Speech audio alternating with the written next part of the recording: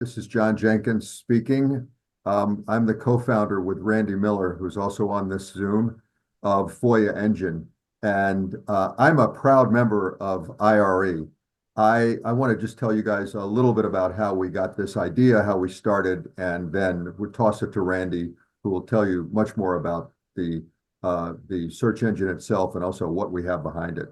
Then we'll talk about stories that we've written and covered as a result of having this unique database. There's nothing else like this database. So about a year ago, the federal government, which had been compiling FOIA requests themselves under something called FOIAonline.gov, stopped funding that and took all the information down. And as a investigative reporter myself, I couldn't believe it, but I also saw that this is very important from a public transparency standpoint and for reporters particularly to have this content. FOIA started this way, although it has increasingly been used by corporations to do competitive intelligence. So we built a database that is started out with the core of FOIAonline.gov, but we've added many, many more things to it. And we've kept it going. This is now the only alternative to the shutdown FOIAonline.gov. And I have used this to create stories. We believe that that FOIA requests are signals of future litigation or bad publicity or other things. And the only way that we would create this as a commercial product, which we sell to companies and law firms, is if reporters like me can have access to it for free. And so we are delighted that we are partnering with IRE, and we make this database available gratis to any professional member of IRE that wants to use it. Two other things. If you use it, we would love to receive credit in your stories. And if any of you are ever interested in having stories posted to Law Street Media or to PoliScio, which is our website, we would love to hear from you. You can go to FOIAengine.com and communicate with us that way. So Randy Miller has great technical expertise in this product, and I'm going to turn it over to Randy to share screen and demonstrate the power of this. And again, love the fact that we've got so many of you on this training today. Randy, take it away. Well, thank you, John, and thank you, Adam, for organizing this training session. We're really excited to be working with IRE, and we have a lot of users already, but we're interested in getting more. And we also have learned, as people have started using it, that they need more. Sometimes they need more information about it to really know how to use it. So hopefully today will be really helpful to those of you who are interested in the product. As John said, I'm Randy Miller. I'm one of the creators of FOIAengine. My background was for many years in government and law, but for the last 20 years, I've been building online information products. And as John said, he's been a long-time investigative reporter, author, and publishing executive. FOIAengine now includes the summaries of over 250,000 FOIA requests made to over 30 government agencies and departments. And we're growing every month, and I'll talk about that in a minute. We're really, we think, at the early stages of this, and have a lot of plans in the works to grow both our coverage and our recency. Let me explain what our data is. About 350 government departments, agencies, and components maintain their own separate FOIA request programs. And as part of that, they maintain their own FOIA request logs, which some of them still keep secret, but many of them do make public. Unfortunately, they make them public very quietly on remote web pages, and sometimes in bad formats that are hard to work with. And so nobody is aggregating these, and so that's why we've started doing it. As John mentioned, FOIAonline.gov handled requests for a number of agencies and was useful, but it no longer exists. So, and these logs, for the most part, have received little attention. And so we're trying to aggregate these, organize them, make sense of them, and help people work with them. What we do is take the raw government of the PDF, CSV, Excel files that agencies put online, again, and often in remote places on unpredictable schedules. And we download the raw data as it's released, and we convert them into a database structure that has common fields, because every agency organizes their logs a little bit differently. And we put them into a common database structure. We create additional fields of data, particularly one I find useful, which is the requester's organization category. We've categorized the requester organizations by the fields that by some categories we find useful. News media being one of them. So you can look, you can just scroll if you're interested through recent requests from the news media. You can look requests from law firms, requests from financial firms, requests from corporations. So that's a category we add to the data. As John mentioned, we've learned, particularly through our own stories that we've written for the past year, that FOIA requests are predictive in many cases, with signals of upcoming litigation, transactions, stock market movements, short seller initiatives, and other legal and corporate developments. With that, let me share the screen, and I'll walk you through our search capabilities and the types of information that we have. Let me quickly share the screen. Hopefully this will go smoothly.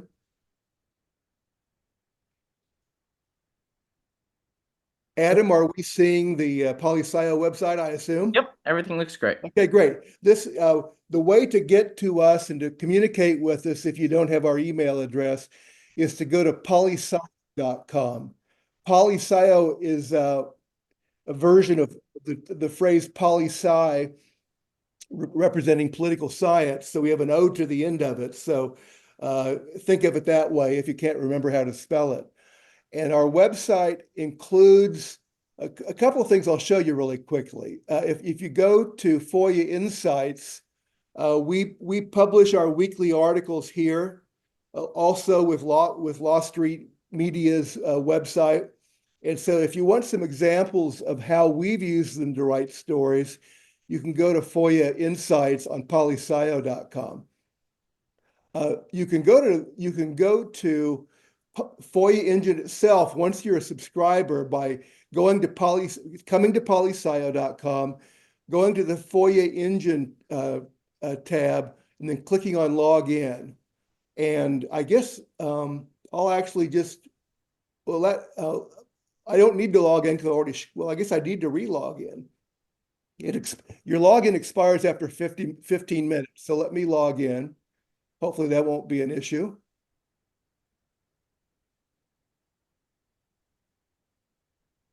Okay, so here's FOIAengine. I'll very briefly now mention the search tool, but I'll come back to that after I've shown you some of the data that's in the database. As you can see from this, you can go down to this search tab right here, which is sometimes a little hard to remember that it's there. Down right above the black bar, you can search every meaningful field with one search there. But we generally use the search tools up top to find things we want. The key fields are the agency, the requester organization, the requester name, which isn't always available from all agencies, but if it is available, it can tell you the name of the person within the organization who made the request. The request category, which I mentioned earlier, we've made that attribution ourselves. And you can look here at the the types of categories. We have local and state government, federal government, financial institution, news media, nonprofit, political organization, congressional. We don't have too many of those, et cetera. So you have the requester category, the request date, and you can search here for any range that you want, range of dates, and then the request summary. And where we find the most, where you can find, I think what you'll use a lot in the searches is maybe look for a requester organization, the agency, the category, maybe the date, but if you just want to look at recent requests, they're listed with the most recent on top, so you may not need to use the date. And then the request summary, which I'll show you an example of this in just a minute, but the request summary is where a short, not too long, about a paragraph, sometimes a sentence, of information about what the request's about is that searches that field. And so that if you're searching for a request that has to do with something, putting the keyword into the request summary is a good way to find it. Let me quickly do a search here to show you an example results page. I'll search for Bloomberg. I'm thinking of a particular example that I have in mind. So Bloomberg for the request organization, and the search term, I'm going to use a search about Elon Musk, because there are actually quite a few searches about that. You'll see the results page here, and we've created it so that you can see a lot of the information without going to a detail page. These are the fields people care about most: the agency, who requested it, what category are, the date, and here's the full text of the summary. And so you can scroll through these and you can see, I'll go down to the bottom of the page, which so you can see that there are a couple hundred, well, there are about 100 or a little, just under 100 requests about Elon Musk. The second one here from Bloomberg in February 5th, 2024. Let me go to the detail page to show you. Oh, gosh. This is unbelievable. Perils of live demo. Our site is never under maintenance. At night it is, and I'm getting the main page. So I won't show you that page right now. Hopefully we can see it later in the presentation. It is this page here is probably the most useful to you, the one I'm showing you. But the detail page lists some other data that is available to varying degrees from various agencies. Some of the agencies provide the status report or the final disposition of the request. Some of the agencies provide a few other data fields that we include there. We also have a couple of tools on that page that let you quickly look up on LinkedIn the name of the requester name that automatically plug into that. So you can see, look for a LinkedIn profile of the requester if it's a reporter you're curious about or something like that. It also includes a link. If you key in the company you're searching that you're interested in, a link into the stock market data about the company and a list of recent stories published about that company. And then finally, we have a ChatGPT plugin. It's not a plugin, we created it, but it's a ChatGPT powered search box. It doesn't search our database. So to be clear, you have to understand you're searching ChatGPT when you search it. But if the request prompts a question that ChatGPT might help amplify, like what one of the terms means in a request, or who a certain person is, or more about an agency you don't know about, you can search it there. And then we have a fourth thing, which is a form that comes to us if you want more information from us. So the detail page can be can be useful. I think this is the most important page.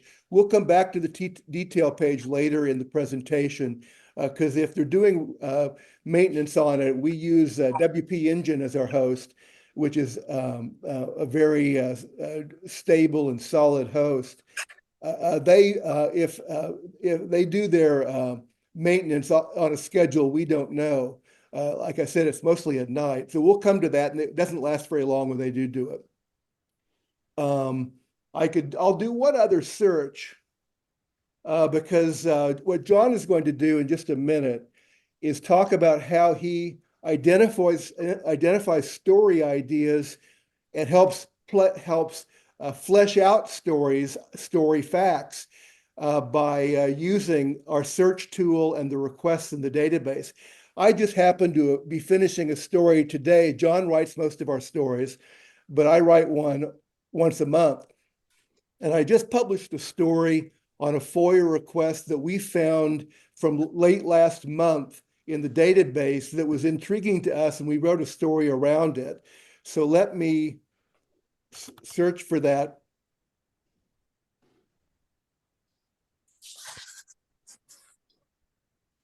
I'll search for an article that includes the law firm of Siri and Glimstad, and that includes the word cell phone in the summary.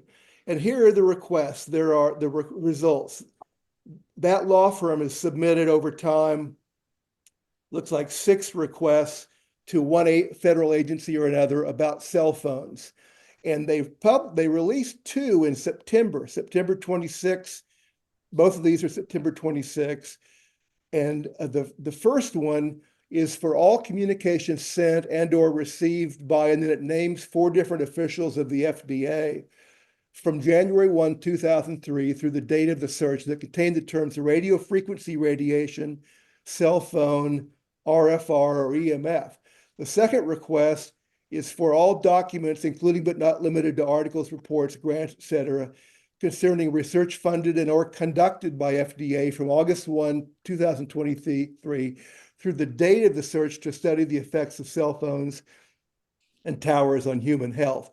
So this law firm is trying to get information from the FDA about what it's doing these days over the past 2 years, 2.5 years, 2 years and almost 10 months on the topic of, do cell phones and cell towers affect human health? And we went back into our archives and saw that there had been 18 other requests over the past 3.5 years on this subject that were made to several different agencies by various requesters about the topic. So it's a topic that people have been curious about over time. And we use that as the basis of a story on what's been happening with the federal government on the topic of the cell phone and cell tower radiation affect human health. And we're going to be publishing that today on our website and with Law Street Media.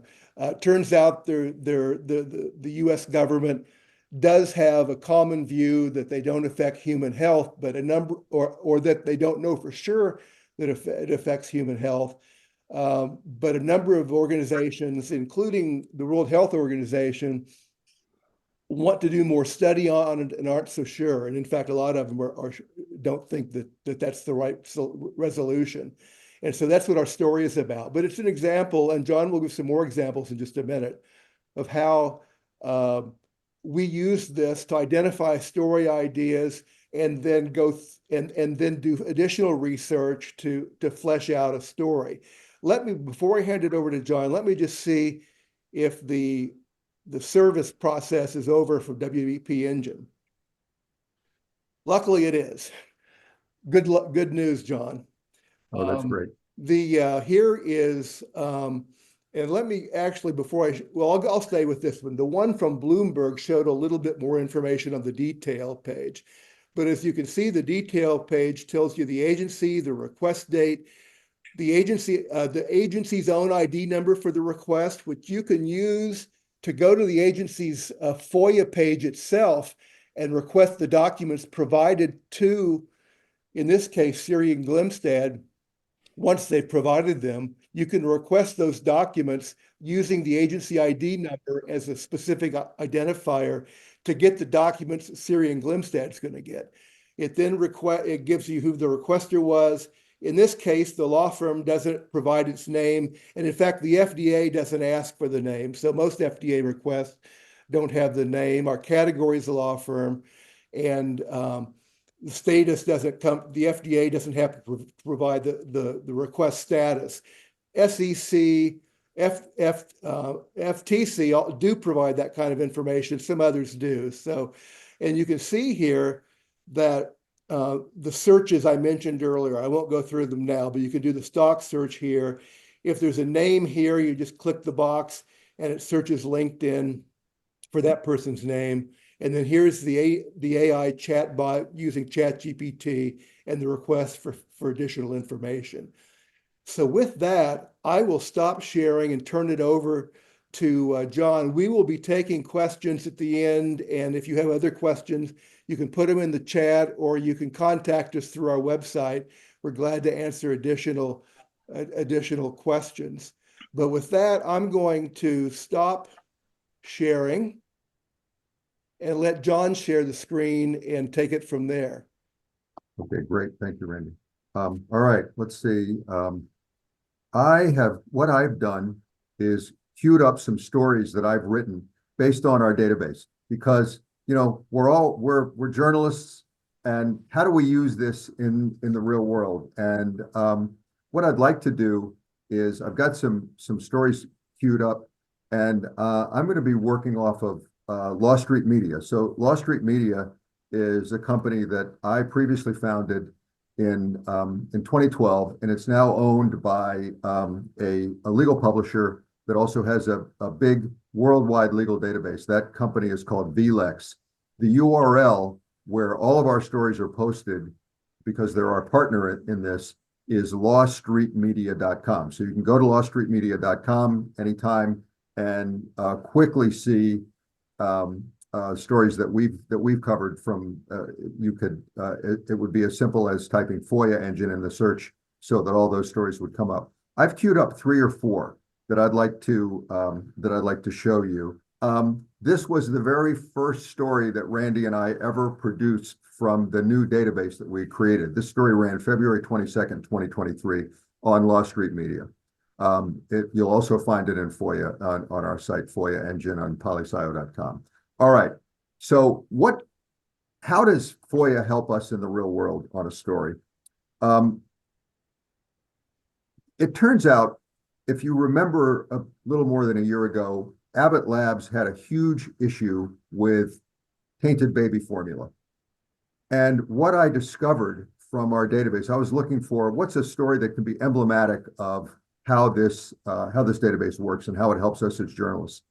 And so I found a very interesting request from this tiny law firm that maybe as much as a year or more before an actual problem at this plant in Sturgis, Michigan that caused the tainted baby formula, this law firm had put in a Freedom of Information Act request to the FDA asking about the very instance of violations that a year later, finally, the FDA said, yep, these are, this is what caused the tainted baby formula, and which caused a nationwide shortage of formula for people that were buying it. And it's fascinating. So this really showed, this was the first story we ever did that showed the predictive power of all of these FOIA requests that have been coming in. One of the things that we do in some of our stories is we can link back to a database that's a VLEX database that shows, in this case, the law firm is tiny because it shows only a few cases, but there'll be some other links from stories that link out and show, as Randy had been telling you about, hundreds of cases that result from FOIA requests that later become lawsuits. And the reason is because a FOIA requester, a law firm that is a FOIA requester, is not subject to the federal rules of civil procedure, which would govern this actual discovery once this lawsuit is filed. they can use FOIA as a kind of a proxy and a surrogate for discovery beforehand. So when I interviewed, so I called up in preparation for the story, I called the lawyers that had filed this request 15 months before the FDA took action.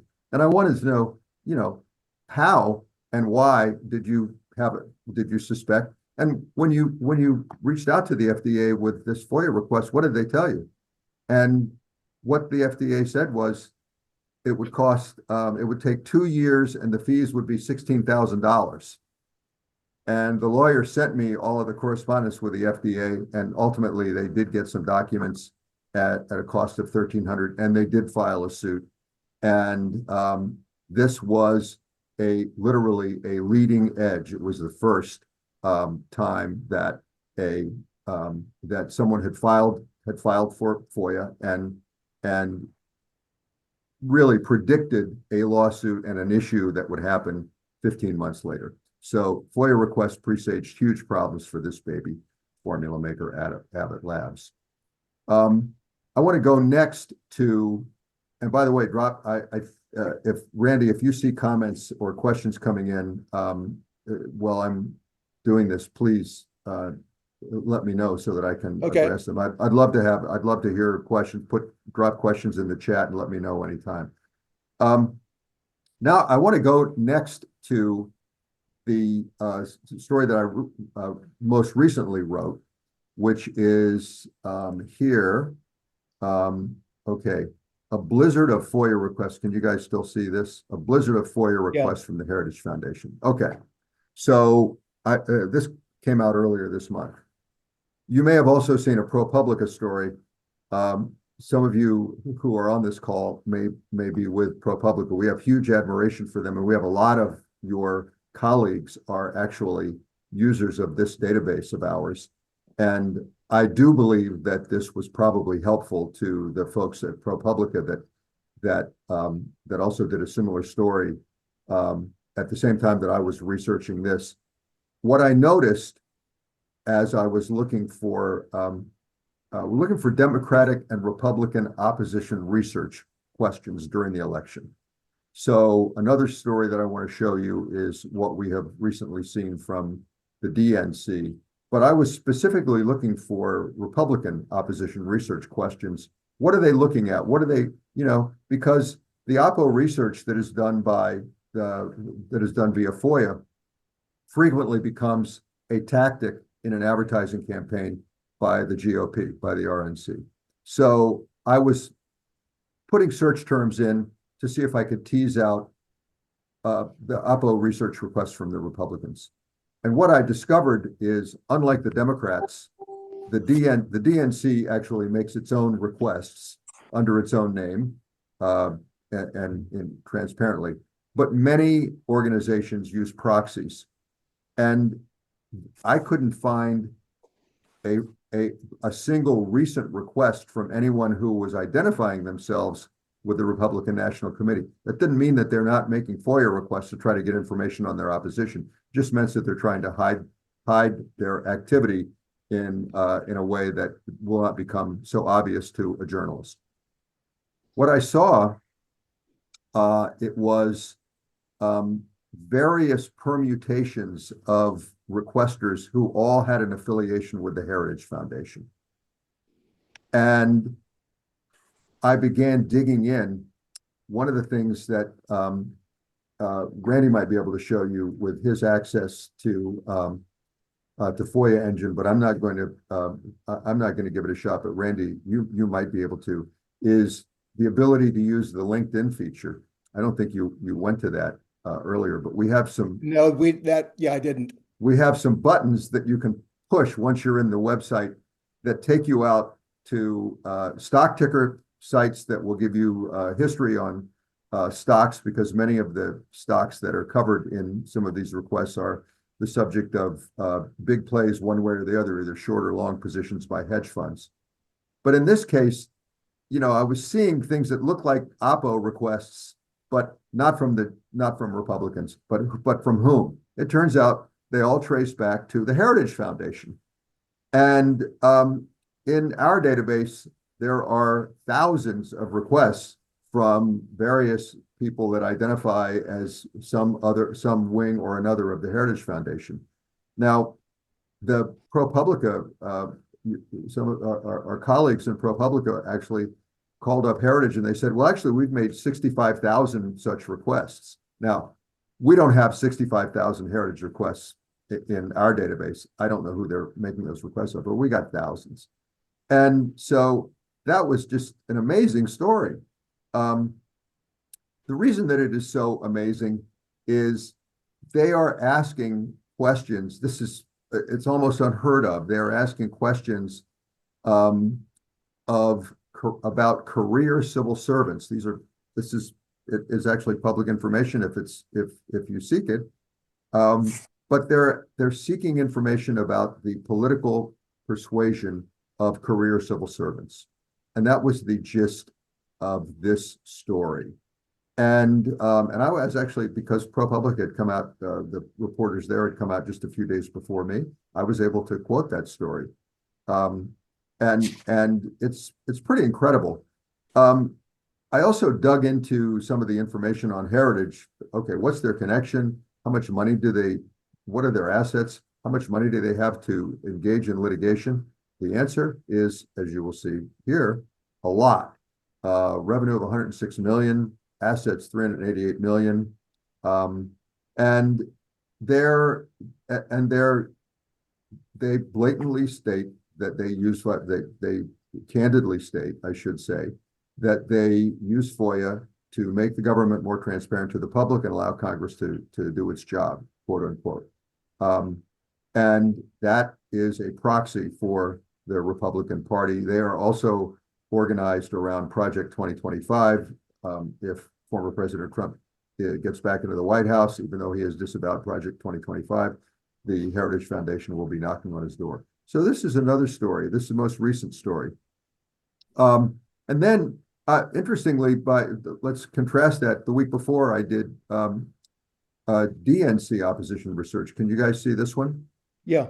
Randy? Okay, so DNC's opposition research dragnet. I've covered two recent DNC oppo research ploys, so to speak. And in this case, it's what the requests show is that the requesters from the Democratic National Committee are focusing on the venture capital work of the vice presidential candidate, Senator J.D. Vance. And they're very specific. So an earlier request by the DNC was focused on potential running mates for Donald Trump. And I don't have that one queued up, but it would be an interesting one for you guys to see if we had time or if you wanted to find it yourself. So once Vance is the running mate, now we're seeing new requests coming in from the Democratic National Committee, and they're drilling down on the specific issues that surround J.D. Vance. And in this case, we bulleted them and quoted them because I don't know whether they're going to get any dirt on J.D. Vance from any of these requests, but it looks like they're onto something, right? So, and then finally, this is interesting. All right, so another thing that we saw early in our research for stories, we noticed there was something going on between the New York Times and the FDA involving one specific presidential appointee, Dr. Jeffrey Shuren. And the Times was not letting go of this. And it became noteworthy enough, given the back and forth that we were seeing in the database, that we did cover it. I did cover it, not as a main story, but as a bullet in a bigger piece about other things. Finally, and this literally took a year and a half, finally, the New York Times broke a big investigation, which was presaged by its many, many requests to the FDA about conflicts of interest between Dr. Shuren and his wife, who co-chairs the Arnold and Porter Drug and Medical Device Practice. The result of this investigation, which began with its request to the FDA, with the newspaper's request to the FDA for information about Shuren. The result is that Shuren resigned. The story came out, and at the time the story came out, Shuren announced he was retiring and he would be leaving. And so this is an update on that story that we had first reported 13 months ago. Let me see if there's any I can discuss a couple more stories that I think are quite interesting, including a story about this one, the crook, the tycoon, and the short seller. But I'm going to stop for just a second, see if you guys have any questions. If not, I'll go to this and then toss back to Randy to show you some more things in the database and wrap it up. All right, so what this story, can you guys see the crook, the tycoon, and the short seller, Randy? Yes. Okay, great. So what this story is emblematic of is another aspect of FOIAengine and what we can, what you can see from this.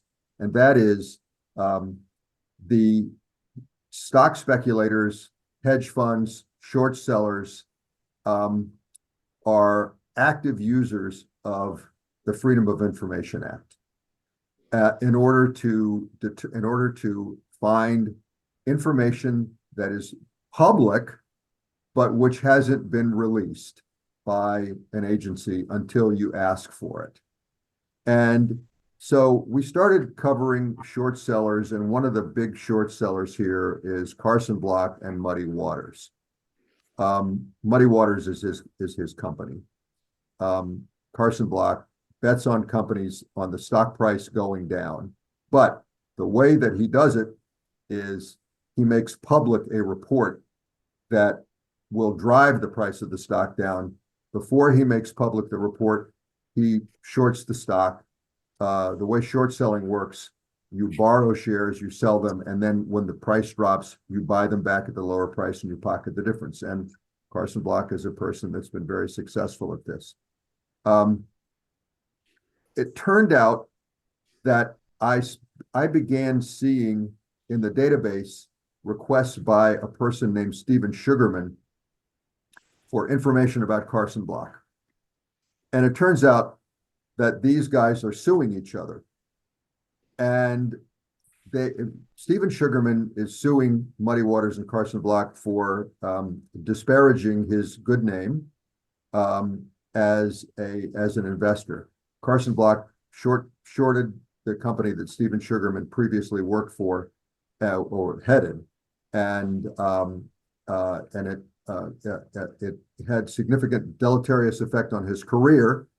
And he is an active litigant who's told me that he will pursue Carson, basically that he will pursue Carson Block to the end of the earth and sue him in whatever forum he can in order to get payback. Now, other people, it turns out, are also involved in this case, including mobsters and Stephen Sugarman's, a relative of Stephen Sugarman's, who was also pulled into this case.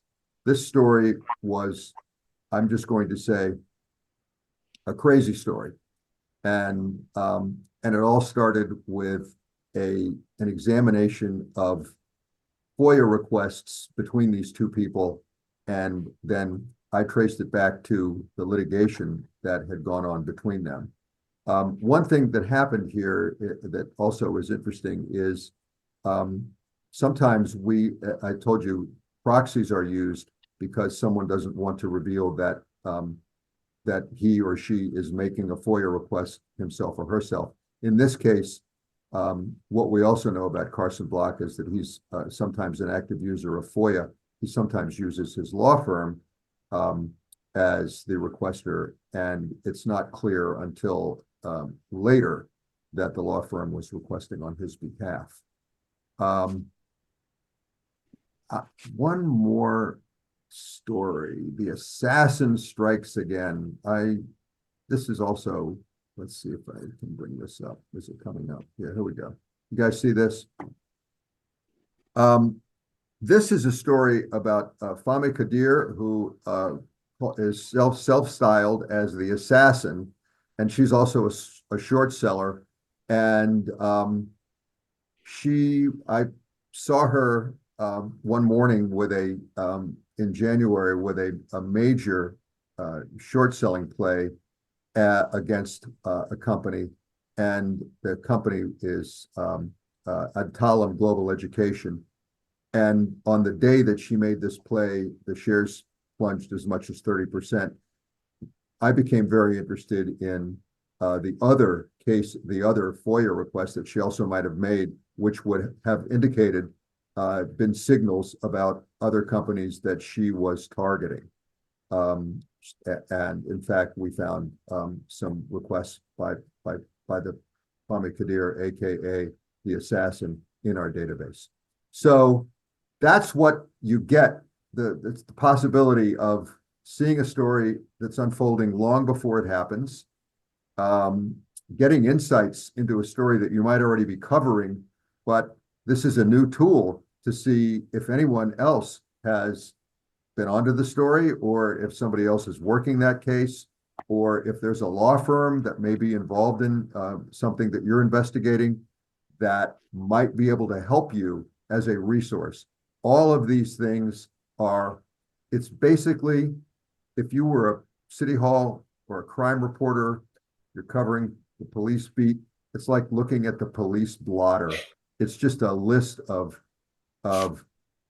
case after case, instance after instance of who is looking for something. And what we say, I don't know whether you can see this, but we say, who's watching? I mean, it's essential competitive information. It's millions of signals. And this is the only database that has such information. So I'm going to leave it there and turn it back over to Randy for any final demos that he can do. And also, we'd love to hear your questions or thoughts about the database, or what we can do differently or better, or how we can help you. Over to you, Randy. Well, thank you, John. I've just been responding to, I think, several requests directly in the chat, and we'll do that before the chat closes if anybody else has a question. I have one question from the chat that I want to answer here on the call, and then I had a couple of things I wanted to mention about our plans for the future, the near future.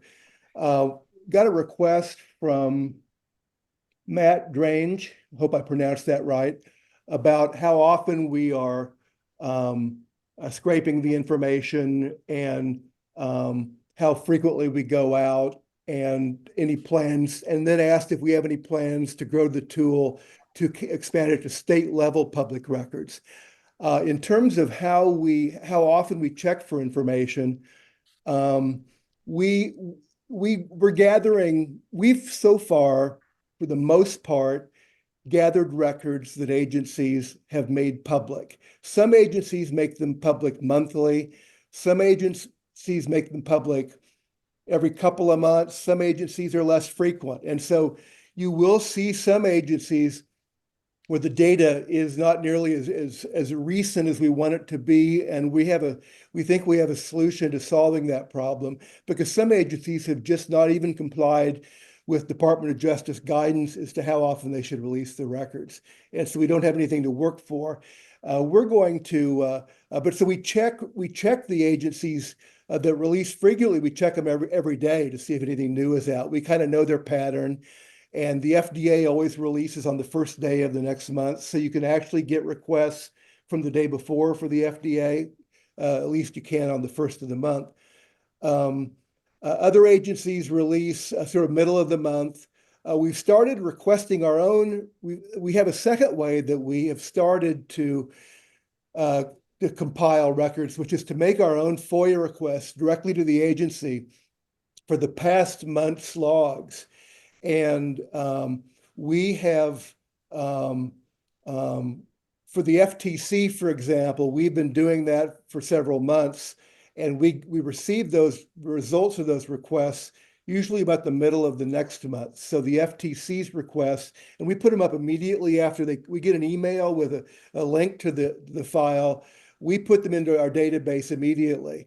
So we are going to start doing that for every agency that we cover, because we just realize a lot of the agencies aren't going to make them public on any good schedule, and hopefully they will respond to us promptly, and we'll be up within a month for them.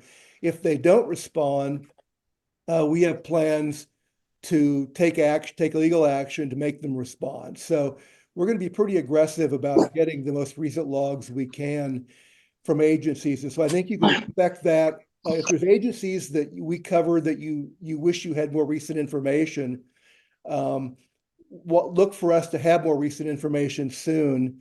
We also are going to add a lot more agencies. The second thing we're doing that's new is are investing into a very sophisticated technology that will allow us to automatically check these agencies every day, automatically download their logs, automatically convert them into the kind of tabular data we need, put them into our fields, our system, and then upload them to FOIAengine in just a matter of minutes or hours. We haven't implemented that yet. We're in the final stages of putting it together. So that's going to allow us to add agencies, new agencies. Again, these usually only with a few departments are the request logs maintained at the departmental level. For example, the Department of Interior used to be on FOIAengine, FOIAonline.gov, and it was at the department level. They have not, since FOIAonline.gov was terminated, they haven't started a new Department of Interior system to update the logs. But I think there are 11, 12 agent subunits of DOI that do maintain the logs for them, and 8 of them are actually releasing logs monthly. And we're going to start, and that's a new thing. So we can start putting those logs on the database at a monthly basis, even without the request system. And we'll be able to add other logs as our automated system goes into play. One problem that we have in adding some agencies' logs is that they're in very poor quality PDFs. Even if they have issued them, they're PDF that are very difficult to convert into a database format. We are grading that using Amazon technology. We're upgrading our PDF conversion so that we will be able to convert those easily, and after we download them automatically. So I think you're going to see a lot of changes. We think the product's very strong right now, and it has a lot of uses. But I think 6 months from now, it may look significantly different and even more helpful. So I wanted to update you on those two things. I'd meant to update those, John, when I went through my initial comments, but didn't. John, do you have anything you want to say about that process and what we're doing? Nothing other than it's very exciting. When we are using some state-of-the-art AI tools, as Randy described, and it's going to on the back end, it's going to make things much cleaner and simpler for us to manage. And on the front end, what it means for you guys is a lot more content in this database. Adam, I could look through questions and respond to them manually in the chat. I didn't see any other questions to answer, live here. But Adam, how would you like to? Do you have any questions that people have sent to you? No, so yeah, if anybody has any questions, feel free to just go off mic and shout them out. But thank you both so much for walking us through this really, really awesome service. We're very excited to have done it, and thank you to IRE and Adam for having put this together. And if anybody listening to this or to the tape has any questions, you can always contact IRE, but always just go to our PoliScio.com site. We have a chat, an information. We have a form you can use to ask your question, and we'll get back to you promptly. So you do that. If anything comes up later, let us know. And one other thing, Randy and I view ourselves as your surrogates in a way, since we are making this publicly available and for free for IRE only professional users. The push that Randy's describing to make agencies more responsive and have the information come out faster, that's real by us. I believe strongly. I have been a FOIA litigant as a journalist. I believe strongly that we as journalists need to be using this tool and using FOIA, and that if the federal agencies and particularly the Department of Justice, which is supposed to be leading the effort but is often remiss, if they're not doing their job, we want to hold them accountable. We want this information to be available to all of you, and it's our commitment to do that. So. It's it's a really cool database. There's nothing like it, and but we also want it to have maximum utility, and we are committed. Great. Thank you all so much again. Just like last call for questions before we wrap up. Okay, great. Well, again, as a reminder, this was recorded, so I'll be processing the recording and posting it on the IRE website, and I'll send it out to y'all, as well as you, Randy and John.